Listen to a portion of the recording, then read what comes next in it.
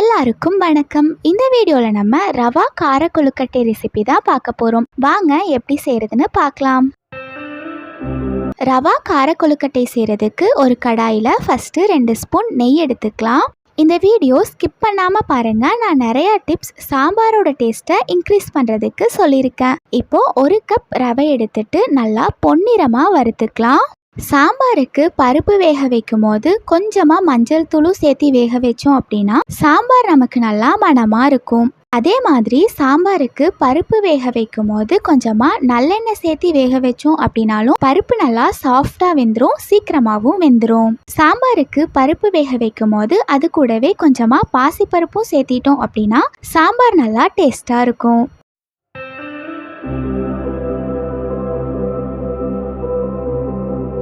ரவை பொன்னிறமா வறுபட்ட அப்புறமா ரவை எடுத்த அதே கப்பில் 1/2 கப் அளவுக்கு அரிசி மாவு எடுத்துட்டு சேர்த்திட்டு ஒரு 2 நிமிஷம் மட்டும் வறுத்துக்கலாம்.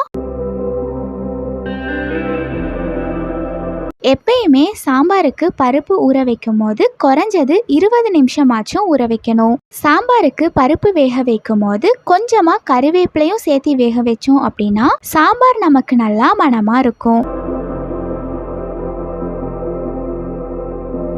ரவையும் அரிசி மாவும் வறுத்து நம்ம தனியாக எடுத்து வச்சுக்கணும். இப்போ அதே கடாயில் 5 ஸ்பூன் அளவுக்கு எண்ணெய் எடுத்துக்கலாம்.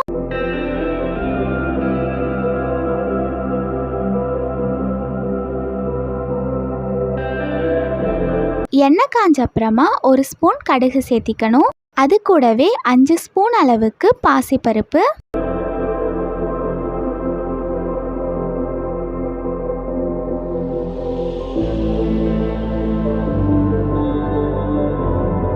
நல்லா பொடியா கட் பண்ண ஒரு பெரிய வெங்காயம் சேர்த்திக்கலாம்.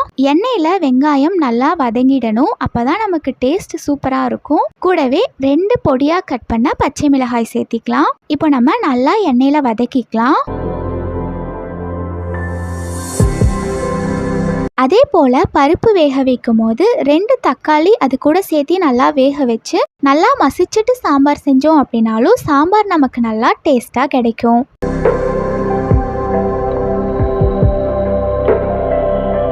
இது கூடவே கொஞ்சமா பொடியா கட் பண்ண கறிவேப்பிலை சேர்த்திக்கிறேன்.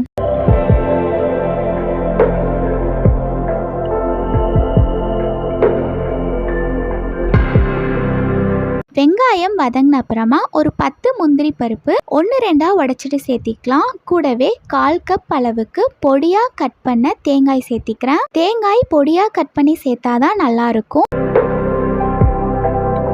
நல்லா கலந்து விட்டுக்கலாம்.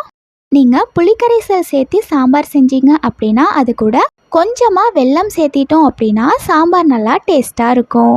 ஒருவேளை நீங்கள் சாம்பாரில் புளி சேர்க்க மறந்துட்டீங்கன்னா கொஞ்சமாக எலுமிச்சை சாறு கடைசியாக சேர்த்தோம் அப்படின்னாலும் நல்லாயிருக்கும். சாம்பாரில் வெண்டைக்காய் சேர்க்கும் போது வெண்டைக்காயை ஃபஸ்ட்டே ஃப்ரை பண்ணிட்டு சேர்த்தோம் அப்படின்னா வெண்டைக்காய் வளவளப்பாக இருக்காது, சாம்பாரும் நல்லா டேஸ்ட்டாக இருக்கும். வெங்காயம் நல்லா வதங்கின அப்புறமா நம்ம வறுத்து வச்சிருக்கிற அரிசி மாவும் ரவையும் சேர்த்திட்டு கூடவே தேவையான அளவுக்கு உப்பு சேர்த்திக்கலாம். நான் 1 ஸ்பூன் அளவுக்கு உப்பு சேர்த்திக்கிறேன். நல்லா கலந்து விட்டுக்கணும். கலந்து விட்ட அப்புறமா கொஞ்சமா பொடியா கட் பண்ண கொத்தமல்லி தழை சேர்த்திக்கணும். கூடவே 1 டம்ளர் அளவுக்கு தண்ணி சேர்த்திட்டு நல்லா பிசைஞ்சுக்கலாம்.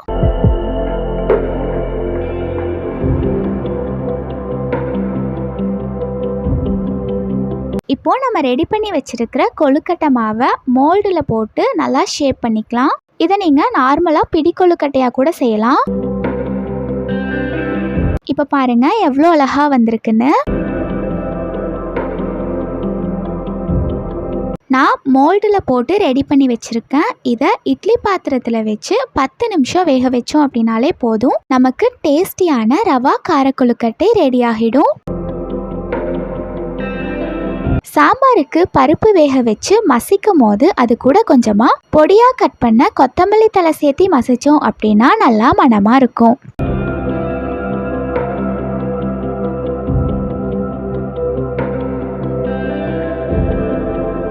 இப்போ பாருங்க 10 நிமிஷம் கழிச்சு நான் ஓப்பன் பண்ணுறேன். நல்லாவே நமக்கு வெந்து வந்துருச்சு. அவ்வளோதான், நமக்கு டேஸ்டியான ரவா கார கொழுக்கட்டை ரெடி.